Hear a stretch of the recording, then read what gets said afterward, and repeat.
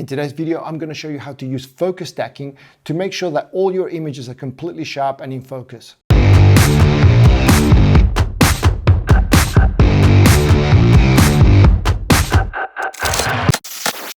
Hey everyone, welcome back to another video. Today we're talking about focus stacking and how you can use that to make sure that everything in your frame is in focus. So if you're watching this video, you probably run into this problem where you've focused on something, but then you've got this problem where everything behind that focus point and everything in front of that focus point is going to be blurry because it just falls out of focus. Now, there's some things that you can do within the lens, like step down the lens. If you shoot at say f11 or f16, that's going to increase that focus range, known as the depth of field. But there's only so far you can go within the lens before you run out of I guess range, and sometimes you need to go beyond that, and that's where focus stacking comes in. Now, the example that I'm going to show you today is with a product, but just understand that this works in every type of photography. It's just physics, so it'll work with any type of photography.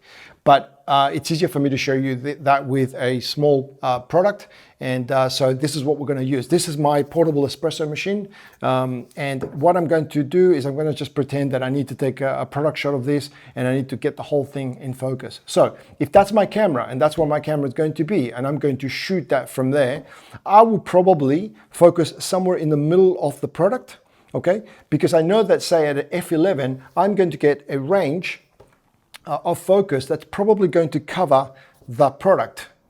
The range is probably going to be about that much, maybe a little bit less, but it'll be enough to get the whole thing.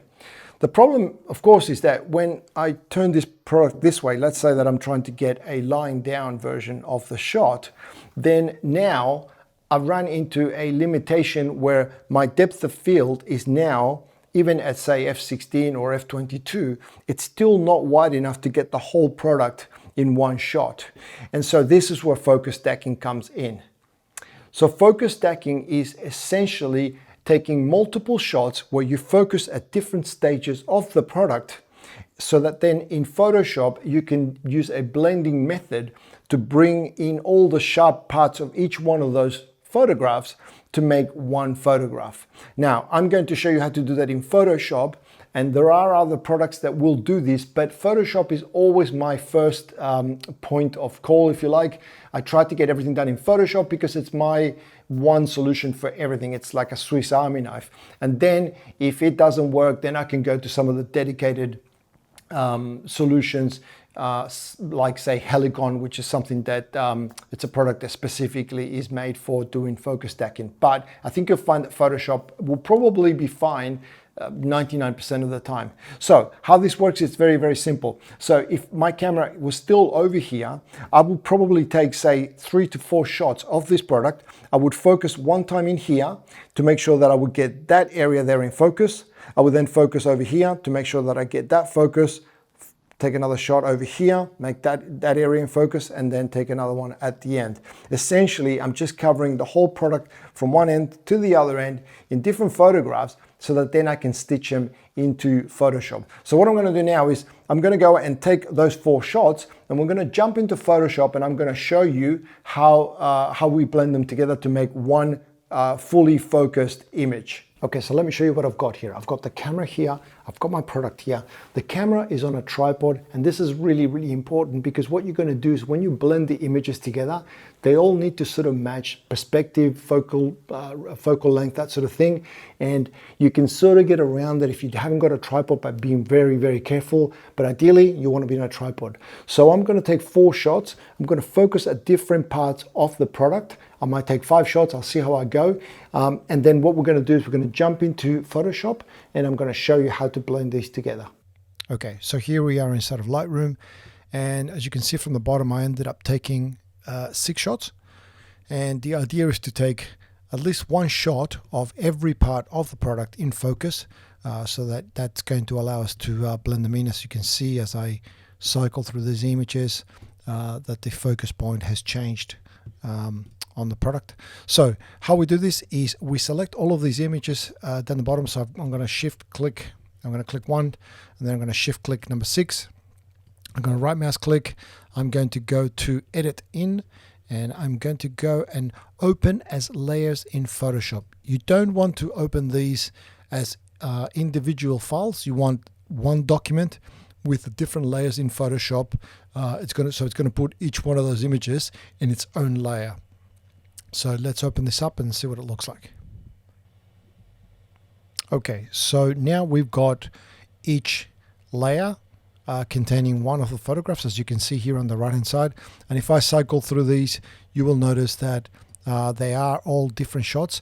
The other thing you're going to notice is that as I click through the different images, they actually appear a different size. So they keep getting smaller or larger. And the reason for that is just the optics within the lens itself. As you focus on different things, it's just going to make things appear a different size. So the first thing that we need to do is we need to make sure that all the sizes are correctly, that they're all correct and they're all even. So the easiest way to do that is to align all the photographs together. So we're going to click on the top layer. We're going to shift click on the bottom layer to make sure that they're all selected. We're going to go up to the edit menu and we're going to go down to auto align layers. And when you click on this, you're going to get this dialog box. You don't need to do anything in here. You can just leave it on auto and just click OK. Now Photoshop is going to go in there and align all those images together. Okay, so Photoshop has finished aligning the images. So now as I click through them again, you'll notice that the focus point changes, but the size remains exactly the same. And this is what's going to help us keep the or make the whole process work. Again, we've already got all the layers selected like before, but if you haven't, just click on the top one, shift click on the last one, and then we're going to go back into the edit menu, and this time just below auto align layers you're going to see auto blend layers. So we want to click on that, and then we're presented with this dialog box. Which is you get an option of panorama or stacking images. We want to do stack images and we want to leave everything else as is. So we just click OK. And now Photoshop is going to grab all these sections of each photograph that are in focus, and it's going to blend them together into one image. So I'll fast forward through this bit so you don't have to sit through it, and I'll see you when that's finished. Okay, so Photoshop has now finished stacking all the images, and as you can see, we now have one version of the photograph where everything is in focus. If you look on the right hand side, you're going to see all the different images now have a mask on them to only show the bits of those photos that where it's in focus. So when you stack them together, you get an image that looks like the whole thing is in focus. Now, I did make a couple of mistakes in here, and I was going to actually shoot this again, but then I thought I'm going to leave them in here to show you some of the things that can go wrong and some of the things to watch out for. And mostly it is not getting enough images.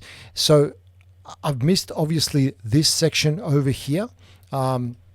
If you can see, just over here, it's still soft in there, so I didn't get a shot of that part of the product. And also towards the end, I think I could have taken another shot here. As you can see, it's still a little bit soft around the end, so and maybe a little bit over here as well. So you just have to make sure that you get every section of the product, at least one photograph where that part is in focus, and this is going to work flawlessly. But I thought I'll leave it in there because then I can just show you some of the things that can go wrong. So that's how you use focus stacking to bring multiple images into one image. It's going to be nice and sharp and focused, and it's going to look really, really nice and high end. So if you've had this problem, this is an excellent way to get around the limitations of your lens. Now, I hope you like this video. If you did like it, please give the video a like. Subscribe to the channel if you haven't already. I bring videos like this all the time. So if you want to make sure that you don't miss out on any of them, click the subscribe button and also the notification bell. That way you'll be notified when I publish a new video. So that's it from me. I want to thank you very much for watching, and I will see you in the next video.